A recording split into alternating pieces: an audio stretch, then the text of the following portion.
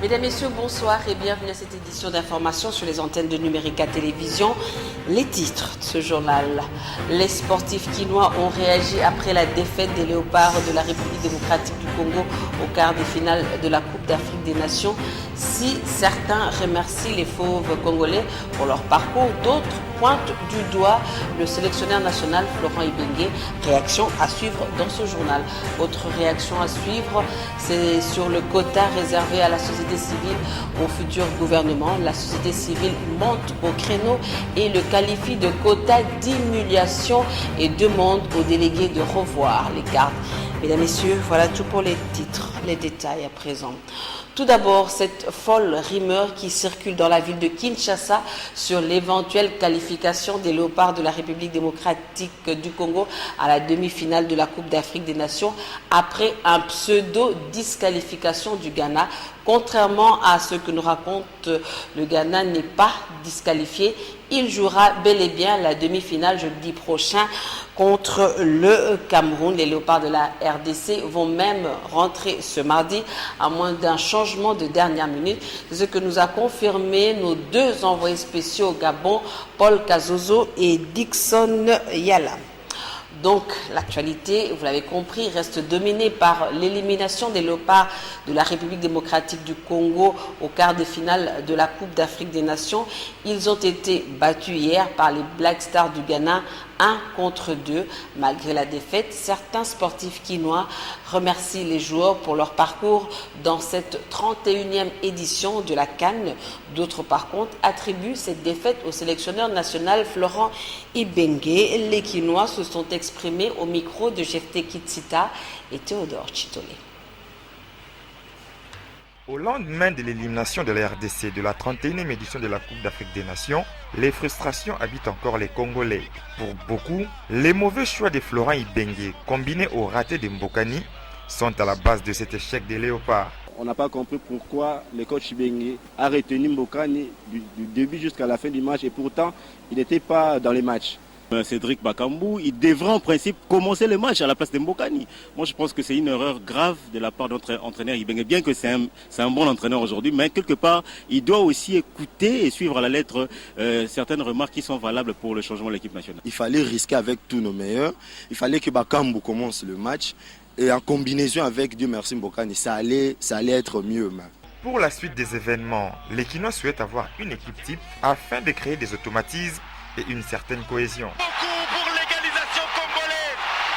Pour la Coupe du Monde, il faut que les joueurs travaillent beaucoup, surtout au milieu du terrain. Si on a un bon milieu du terrain distributeur, on peut arriver à faire mouche pour tous les adversaires qu'on rencontre. Effectivement, en parlant de l'amélioration, il suffit seulement que l'entraîneur Ibenge puisse avoir la conscience en place et de faire asseoir une équipe qui sera identique, dont tout le monde doit s'habituer à cette équipe-là. Malgré la défaite, Florent Ibenge et son staff disposent du temps pour corriger les erreurs en vue d'une probable qualification à la Coupe du Monde. Voilà, en direct du Gabon, nous avons notre envoyé spécial Dixon Yala qui nous donne les précisions sur cette fameuse disqualification du Ghana. Dixon, en ligne. Effectivement, après ces rumeurs selon lesquelles les Léopards de la République démocratique du Congo ont été repêchés par la Confédération africaine de football pour jouer les demi-finales de cette... Voilà, vous avez compris, nous sommes en direct, la liaison n'est pas très bonne, mais nous tenterons de recontacter Dixon pour nous donner des précisions sur cette folle rumeur qui circule à travers la ville de Kinshasa. Et la défaite des Léopards face aux Black Stars du Ghana était le principal sujet de l'émission Numérica de cet après-midi. Numérica, c'est l'émission spéciale Cannes 2017 Gabon, diffusée sur Numérica Télévision. Je vous propose de suivre l'extrait de cette émission. D'entrée de jeu, je commence avec Adrien Vanda. RDC Ghana, 1-2. Pour vous, qu'est-ce qui n'a pas marché, premièrement? Bon, je tourne à l'eau. Je dois dire que nous sommes sortis de ce match pratiquement découragés. Parce qu'on a vu, ce qu'on a vu sur ce terrain, à certains moments on se disait que non, on ne peut pas perdre. On ne peut pas. Nous avons vu le nombre d'occasions que nous avions ratées. Okay? Et c'est en deuxième période que le Ghana, pendant une vingtaine de minutes, a fait tourner cette équipe et ça a occasionné les deux buts, le but et le penalty. Nous avons pu réduire la marque, égaliser d'abord, mais ce n'était pas suffisant. Parce qu'on a vu finalement qu'à l'arrière, il y avait beaucoup de failles. Junior, je retourne à vous. Qu'est-ce qui n'a pas marché hier pour vous? J'ai vu une équipe de Léopards agressive, en première mi-temps, présente. Et finalement, le Ghana s'est économisé. Le Ghana s'est économisé pour nous attendre et sortir les jeux. Le Ghana a justement évité de concéder les buts et a profité aussi de la maladresse de nos attaquants, notamment Dieu merci Mbokani. On a pêché. Et si la RDC, moi j'ai dit et je m'assume, si la RDC a perdu hier, c'est parce que Flo n'a pas bien vu. J'ai dit pour hier. Il faut bien préciser Flo, c'est qui? Florent Ibenge n'a pas bien vu. J'ai dit pour hier. Ibenge n'est pas les seuls, c'est tout un staff technique. N'est pas les seuls. Oui, c'est vrai que la dernière décision. Nous parlons du il a staff. aussi ses adjoints. C'est comme. Oui, c'est mieux de parler du staff au lieu de citer une seule personne. Non. Je parle du C'est sélectionneur. comme si vous êtes en train d'incriminer Ibenge. Tapi, vous savez qu'il n'y a pas de mauvaises troupes. Il n'y a que de mauvaises. Voilà, nous sommes maintenant capables de voir en ligne Dixon Yala, j'espère cette fois-ci d'abord. Alors, Dixon Yala, dites-nous, qu'est-ce qui se passe réellement là-bas, au Gabon? Oui, nous avons effectivement appris ces rumeurs selon lesquelles les léopards de la République démocratique du Congo ont été repêchés par la Confédération africaine de football pour jouer les demi-finales de cette 31e édition de la Coupe d'Afrique des Nations Total Ghana 2017. Eh bien, ces informations sont totalement fausses. Les Ghana est bien et bien qualifiés pour ces demi-finales. Les Ghanéens, les Black Stars du Ghana qui ont battu la République démocratique du Congo, vous vous souvenez, c'était dimanche 29 janvier dernier, sur la marque de 2-1, des buts marqués par les frères Ayou. Selon ces rumeurs, laissez-moi vous dire que l'on parle des joueurs ghanéens qui ont écopé de plusieurs cartons jaunes et qui n'étaient pas éligibles pour cette rencontre. Mais laissez-moi vous préciser qu'avant les matchs contre la RDC, il y avait 3 joueurs ghanéens qui étaient sous le coup d'un carton jaune. Il s'agit de John Boye, Asamoah Gyan, Bernan Tekpetei. Et sur ces 3 joueurs, un seul a pris part au match contre la RDC. Il s'agissait de John Boye. Et si nous regardons bien la feuille des matchs de ces duels entre la RDC et les Ghana, on va se rendre compte qu'il y a 2 joueurs ghanéens qui ont écopé d'un carton jaune. Il s'agit de Amarty à la 74e minute et de Wakaso Junior à la 58e minute. Donc ces 2 joueurs n'avaient pas de cartons jaunes bien avant ces matchs contre la RDC. Donc selon la feuille des matchs, il n'y a aucun joueur ghanéen qui n'avait 2 cartons jaunes, qui avait 2 cartons jaunes avant les matchs, ni encore après ces duels. Mais laissez-moi quand même vous préciser une chose. Écoutez, la CAF a un système international comme la FIFA. Quand les journalistes viennent dans un match, quand même une équipe nationale doit jouer son match, on met à la disposition de tout le monde une liste. Sur cette liste, on sait qu'il y a un carton jaune, on sait qu'il y a un carton rouge, on sait qui peut prendre part à ce match-là et qui peut ne pas prendre part à cette rencontre. Et même le commissaire du match déjà sait sur sa liste que tel joueur ne pourra pas participer au match. Donc on est très loin du système de la Lina Foot où on peut piéger une équipe comme ça se passe généralement dans notre championnat. Donc je tiens à répéter que les léopards de la RDC ne sont pas qualifiés pour cette demi-finale de la Coupe d'Afrique des Nations. Les Léopards, pour votre information, viennent d'atterrir il y a quelques minutes ici à Libreville où nous nous trouvons en ce moment. Les Léopards ont atterri. Ceux qui évoluent au pays, c'est-à-dire en République démocratique du Congo, prendront leur avion de demain soir avec la délégation de supporters conduite par le ministre Willy Bakonga. Et ceux de l'Europe, certains vont se reposer à Libreville et d'autres déjà de ce soir vont commencer à prendre leur avion pour leur pays où ils ont l'habitude de jouer en tant que professionnels. Donc je tenais vraiment à préciser que cette information est tout à fait erronée. Voilà, merci Dixon Yala pour toutes ces précisions. Mais messieurs, mesdames, vous êtes fixés, la RDC ne prendra pas part aux demi-finales de la CAN 2017. En tout cas, tout cela, c'était pour montrer que, comme dans la défaite et comme dans la réussite, nous sommes tous derrière les léopards.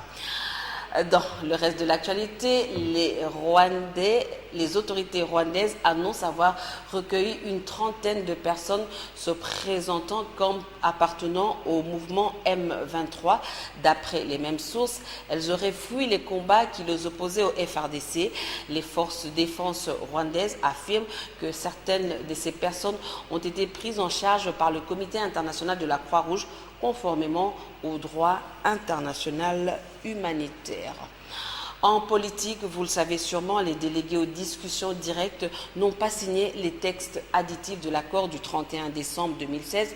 Majorité et Rassemblement s'accusent mutuellement. Pour Martin Fayoulou, les divergences persistent dans le mode de désignation du Premier ministre. Il indique que le Rassemblement reste intransigeant et ne veut pas bouger d'un iota. Je vous propose de suivre cet extrait de l'émission Noticias animée par Rachel Kitsita. Nos amis donc de la mouvance kabyliste veulent qu'on leur présente des noms. Ils ont commencé par 7, après 5 et maintenant on parle de 3 noms. Et nous nous disons non, nous devons nous en tenir à l'accord. Que dit l'accord? Au point 3, chiffre romain 3, 1, il est clairement dit ceci, je cite, que les gouvernements est dirigé par un Premier ministre, chef des gouvernements, présenté par l'opposition politique Rassemblement. Très clairement, c'est le président du Conseil des sages qui présente le Premier ministre. On ne présente pas des candidats Premier ministre, non. Nous sommes d'accord qu'il puisse y avoir consultation. Ça, il n'y a pas de problème. Mais on ne peut pas faire ce que l'accord ne dit pas. Si l'accord est muet sur toute la ligne, nous sommes d'accord. Mais l'accord est clair, ne parle pas des compétences. Vous me posez la question, quels risques nous courons? Voilà. Voici les risques qu'on court. Si on présente 3 candidats, mettons-nous à 3 candidats. Mais il y a un candidat malin qui va dire s'offrir à la mouvance kabyliste pour dire, écoutez, faites tout pour que ce soit moi qui soit nommé et comme ça, moi, je travaillerai de concert avec vous. Tel autre candidat, ils vont balader les candidats. Et après, vous n'aurez pas un Premier ministre qui va user de sa personnalité, de son caractère pour aller de l'avant et pour faire ce que l'accord dit. Parce que le Premier ministre et le gouvernement n'ont rien d'autre à faire que ce que l'accord dit. L'accord dit, le gouvernement a 3 missions principales. La première, c'est l'organisation des élections. La deuxième, comment alléger la misère de la population. Et la troisième, la sécurité de biens et des citoyens et de biens. C'est tout. L'intégralité de cet entretien à suivre tout à l'heure sur Numérica à partir de 22h. Au Rassemblement, on enregistre désormais 2 sons de cloche sur le blocage du mode de désignation du Premier ministre. Si la grande partie des membres refuse de céder au fait de proposer quelques noms à soumettre au chef de l'État pour la nomination du Premier ministre, Raphaël Katebe-Katoto, membre du comité des sages du Rassemblement, ne trouve pas d'inconvénient, idée qui n'est pas bien accueillie au sein du Rassemblement. Les détails dans ce commentaire. Pour Katebe Katoto, membre du comité des sages du Rassemblement, la polémique sur le mode de désignation du Premier ministre n'a pas de raison d'être. Les regroupements ne doivent pas voir des problèmes dans le fait d'avoir à proposer plusieurs noms au pouvoir discrétionnaire de Joseph Kabila. Cette façon de voir les choses ne fait pas unanimité. Et les premiers à s'en plaindre et les G7, et lors de leur déclaration politique sur les questions brûlantes de l'heure, ils l'ont dit. Nous sommes démocrates. Nous considérons que dans le Rassemblement, comme dans le G7 et comme dans nos partis politiques respectifs, chacun peut avoir ses propres opinions. Mais à partir du moment où une option est déjà levée, que ce soit dans nos partis, que ce soit au niveau du G7, que ce soit au niveau du rassemblement, on doit mettre dans les tiroirs les opinions personnelles. Même son déclenche du côté de Martin Fayoulou qui pointe du doigt la majorité. La désignation du Premier ministre s'est réservée au seul pouvoir discrétionnaire du président Étienne Tshisekedi. Un point, un trait. Et donc, si les gens sont conscients que c'est lui qui doit désigner, mais pourquoi les gens doivent se faire de problèmes, de soucis pour demander des listes? Un commentaire d'Amen Dimouani. Le ton monte à la société civile. À la base, son quota au prochain gouvernement.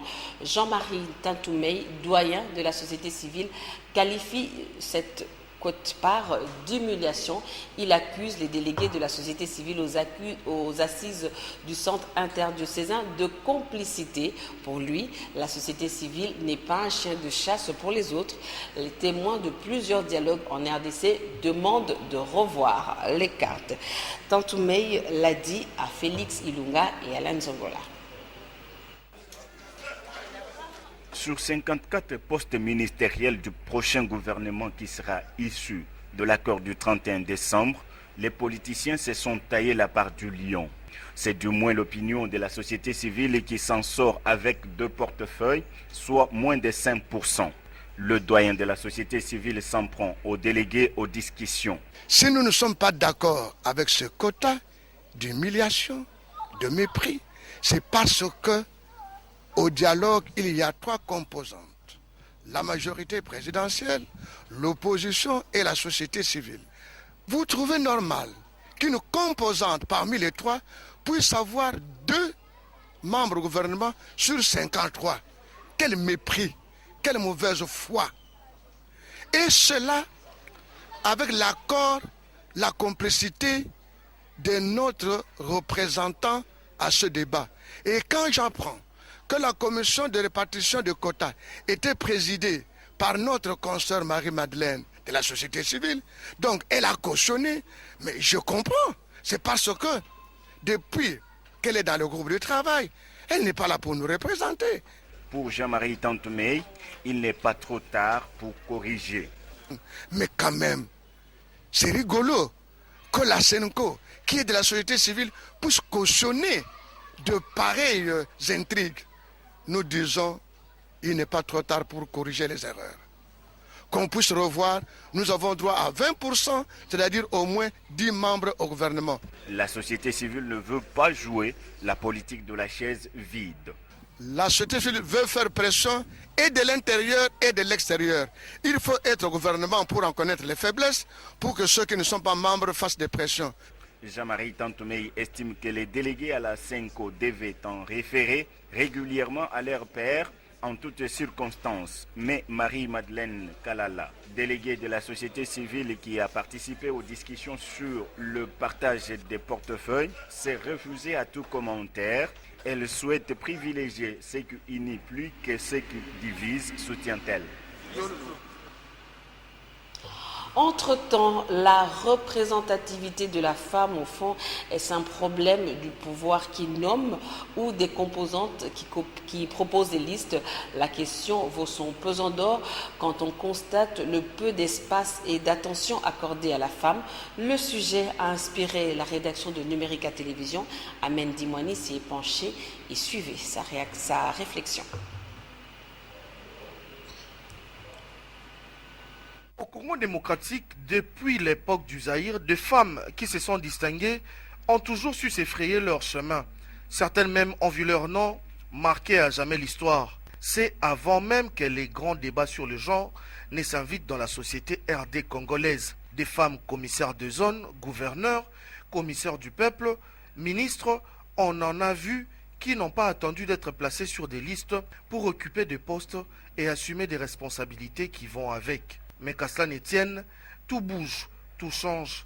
La présence, si pas la participation de la femme à tous les niveaux dans la vie active aujourd'hui devient mieux qu'une simple recommandation. La représentation de la femme dans les institutions politiques surtout devient une exigence réelle.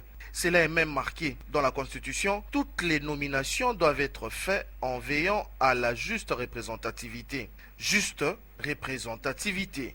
Heureusement qu'en termes de pourcentage, il faut croire qu'un consensus a été trouvé autour des 30%. 30% quota de la femme donc, qui pourtant semble difficile à réaliser jusque-là. Pour l'illustrer, pas besoin d'aller loin. Gouvernement Sami Badibanga. Sur 67 membres, moins de 10 femmes. À peine en étant aux 10%. Alors question, à qui la faute? Tentative de réponse sans trop hésiter aux composantes qui n'intègrent pas les candidatures des femmes qu'on retrouve pourtant pas peu, un peu partout. Faudra-t-il alors faire de la présence de femmes sur les listes non pas une chose à encourager, mais à imposer? Représentativité oui, mais méritocratie surtout. Les temps devront nous en dire un peu plus. L'Union pour la démocratie et le progrès social d'Étienne Tshisekedi, premier parti de l'opposition, se retrouve aujourd'hui avec beaucoup de membres déchus dans les institutions, primature et gouvernement aujourd'hui au Parlement, à la CENI, les ex-UDPS qui continuent à affirmer leur appartenance au parti ne reçoivent toujours pas de celui-ci la reconnaissance. Rassemblement Kamba-Dibanga, groupe parlementaire UDPS, est-il possible que le parti de Limete rouvre la porte à ses enfants? La question a encore une fois inspiré Amen Dimwani. L'UDPS, tout le monde le sait, c'est la fille aînée de l'opposition. Si en 2006, l'absence du parti d'Étienne Tshisekedi avait offert l'occasion à d'autres forces d'opposition d'émerger, son implication dans le processus électoral de 2011 a conforté la suprématie du parti délimité sur ses compères de l'opposition et depuis, il est les plus grandes interfaces du pouvoir Kabila sur la scène politique. À l'Assemblée nationale, les élus estampillés UDPS et leurs alliés constituent le plus grand groupe parlementaire de l'opposition. Avant la crise de légitimité du 19 décembre, les accords amorcés à la Cité de l'Union africaine ont accouché de la désignation d'un premier ministre, Sami Badibanga, UDPS lui aussi. Mais seulement voilà qu'au soir du scrutin de 2011 qui ont donné Joseph Kabila vainqueur, Étienne Tshisekedi a demandé à tous ses élus de boycotter leur participation aux institutions. Difficile à faire pour ces élus évidemment, dont la très grande majorité n'a pas exécuté le mot d'ordre acceptant de siéger, s'attirant ainsi le reniement du parti. Depuis, quête des UDPS en villégiature, à l'image de l'enfant prodigue, mais pour qui l'on se demande encore si la porte de la maison familiale reste ouverte ou fermée. Ce qui est sûr, c'est que tous ces UDPS ne demandent qu'à rentrer à la maison. Ce qui est vrai, c'est que l'UDPS gagnera beaucoup à battre le rappel de troupes bien positionnées sur les terrains aujourd'hui. Mais entre vouloir et faire, gros écart. Faudra bien que, pourquoi pas à l'image du parti lumumbiste unifié, que les partis rappellent tous ses fils et filles écartés à rejoindre la maison. Tout à fait autre chose à présent, direction commune de Massena, où la route Bekatev se trouve dans un état de délabrement. Conséquence, la route est devenue impraticable. Les usagers invitent les autorités compétentes à trouver une solution. Ange Makadi et Eric Kalambay ont constaté les dégâts. Se rendre du boulevard Lumumba au quartier Mapela à Massina relève dorénavant du parcours du combattant. La couche d'asphalte posée il y a 11 ans n'existe plus. Elle a fait place à une piste truffée de nids de poules et d'eau stagnante et de la boue qui font de la circulation un authentique casse-tête.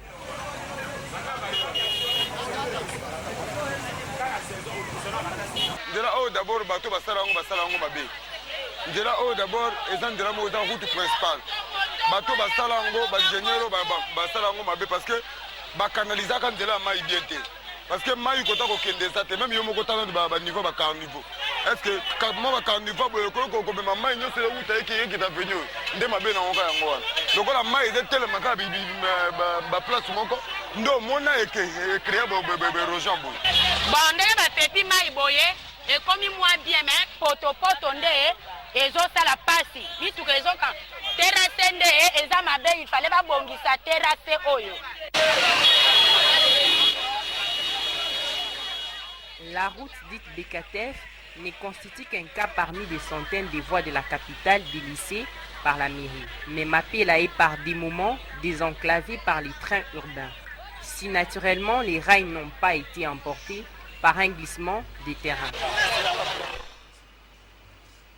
Dans le reste de l'actualité, après les loyaux services rendus pendant l'exercice de sa fonction de président de la Cinco, une messe d'action de grâce a été organisée en l'honneur de Monseigneur Nicolas Djomo, une initiative de la communauté Akuchu Anamongo. C'était hier dimanche à la cathédrale Notre-Dame du Congo. La suite en images. La communauté Akuchu Anamongo vient d'honorer un de ses dignes fils en la personne du Monseigneur Nicolas Djomo Lola. Cette cérémonie d'action de grâce était organisée pour marquer la fin de ses 2 mandats fructueux à la tête de la Conférence épiscopale nationale du Congo. Tout a commencé par une messe à son honneur à la cathédrale Notre-Dame du Congo. Nicolas Djomo, évêque de Tchoumbé, a présidé la Cinco de 2008 à 2016 avant de remettre le tablier à Marcel Outembi, archevêque de Kisangani. Merci beaucoup d'avoir pensé à m'exprimer cet amour. Et merci surtout de l'avoir fait pas seulement pour moi, mais pour l'intérêt de notre Cinco. Ce que je suis devenu dans la vie comme serviteur de Dieu et de notre pays, c'est le fruit de la grâce de Dieu. C'est la providence du Seigneur. Et je remercie aussi grandement les évêques de la conférence. Mais très grande est ma reconnaissance envers les évêques de la République démocratique du Congo, qui, par 2 fois, m'avaient élu dans cette conférence pour pouvoir ensemble avec eux organiser la pastorale d'ensemble, accompagner notre pays dans son cheminement vers la consolidation de la démocratie et vers l'état de droit. Ils ont pu travailler ensemble pendant 8 ans et les évêques m'avaient toujours aidé pour que je puisse accomplir la mission. Je suis très reconnaissant vers le secrétariat général de la conférence. Et puis ce geste de cœur de la première dauphine du concours Miss Congo 2016, Anado Kabika, son ONG Cœur Africain, a fait un don composé de vivres frais aux personnes du 3e âge au home de vieillard de Kintambo, occasion pour Anado Kabika de partager un repas avec les pensionnaires de ce home de vieillard. Myrte Kouba pour le reportage. Ils sont un peu plus d'une dizaine à partager ensemble en ce lieu le temps qu'il leur reste à vivre. L'État congolais, responsable de ce centre, connaît les problèmes qu'il connaît. C'est pourquoi ici, l'aide de tous est la bienvenue. Voilà qui a poussé Anado Kabika, coordonnatrice de l'ONG Cœur Africain, à venir ajouter son geste dans le lot de ceux qui viennent au secours de ces personnes saignées. Avant qu'Abraham ne fût tué. Première dauphine de l'élection Miss Congo 2016, Anado Kabika veut faire valoir la beauté du cœur à côté de la beauté physique.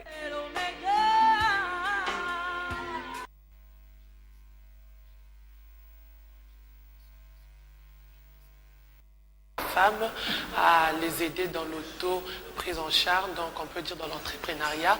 Voilà pourquoi j'ai eu l'initiative de créer cette ONG, puisque une Miss, c'est l'ambassadrice du pays, c'est la personne qui a beaucoup de plaintes, beaucoup de charges qu'il doit défendre dans son pays.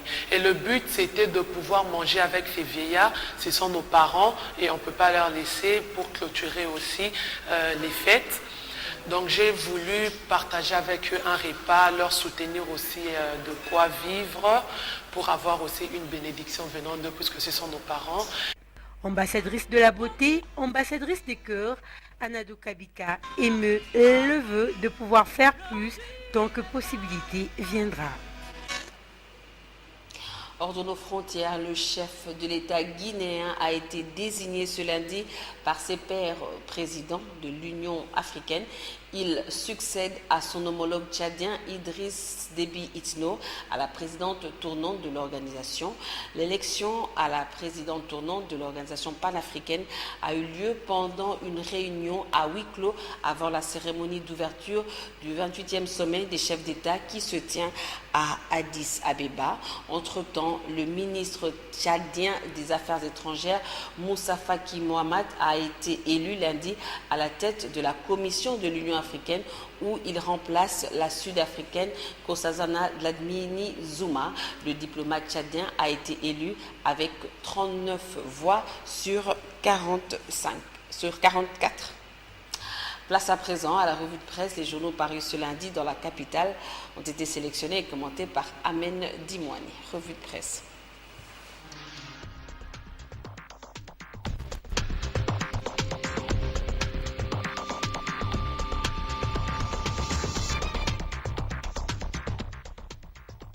Arrangement particulier, ce n'est pas encore l'enlisement, mais cela y ressemble fort, c'est le phare qui le dit. Car la signature tant attendue de l'accord n'a pas eu lieu le samedi comme initialement prévu. Le journal évoque pour cela 4 raisons du blocage. Les mots de désignation du premier, les partages des ministères des souverainetés, le rôle de la SENCO pendant la transition, ainsi que le chronogramme de la mise en œuvre de l'accord. Pour ce qui est du partage de postes dans les composantes justement, la prospérité annonce la bataille qui fait rage. Avec comme protagonistes la majorité, les rassemblements, l'opposition signataire du 18 octobre 2016, l'opposition républicaine et la société civile qui, tous, devront se partager les postes de responsabilité au gouvernement, au Conseil national de suivi de l'accord, à la CENI et au CESAC, jusqu'aux entreprises publiques qui ne devraient sûrement pas faire exception. Et Adélie Sessanga a précisé à Géopolis Hebdo que le mot de désignation du Premier ministre ne touche pas le pouvoir discrétionnaire du chef de l'État, un des sujets qui fâche. Et au sujet du gouvernement attendu, Forum de Zas annonce la pression que le G7 fait à Etienne Tshisekedi pour présenter les premiers ministres. Dans le communiqué de presse du parti cher à Pierre Lumbi, publié par le journal, on peut y lire que le G7 déplore la crise de confiance susceptible d'occulter les velléités de rupture pouvant aller jusqu'à remettre en cause les acquis de l'accord. Le G7 accuse aussi la majorité présidentielle d'être engagée dans une stratégie d'enlisement qui remet en question les compromis dégagés au centre interdiocésain. L'avenir au sujet des travaux de la SENCO affirme que l'argent de Moïse Katumbi pèserait au centre interdiocésain. Le journal en veut pour preuve le séjour bien entretenu d'une délégation de la SENCO à la ferme Futuka de Moïse Katumbi. Les envoyés de la SENCO au Katanga auraient été soignés aux petits oignons. Et au sujet de cette mission de la SENCO à Lubumbashi, Forum des As à sa page 4 parle de controverses. Sans le journal, des sources bien informées renseignent que la dite délégation aurait outrepassé sa mission, d'abord en cherchant à influencer les personnes proches du dossier, ensuite en allant séjourner à la ferme Fukuta. Voilà qui pousse le journal à se demander si cette mission de la SENCO était-elle allée en villagiature. Fin de cette revue, à la prochaine. Fin de cette édition du journal, mesdames, messieurs. Bonne suite de programme sur les antennes de Numérica Télévision. Au revoir.